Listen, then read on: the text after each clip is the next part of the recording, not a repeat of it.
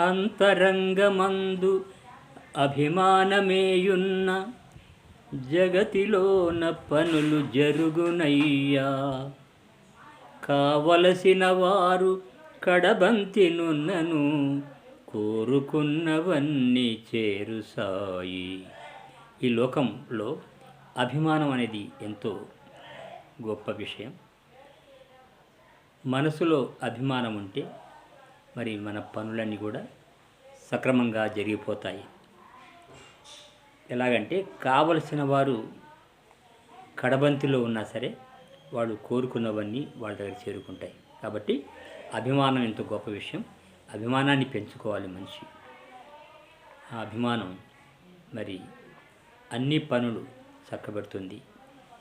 అన్నింటిలో కూడా మనకు అభిమానమే ముందుకు తీసుకెళ్తుంది అని సాయి మాట మనకు తెలియజేస్తుంది.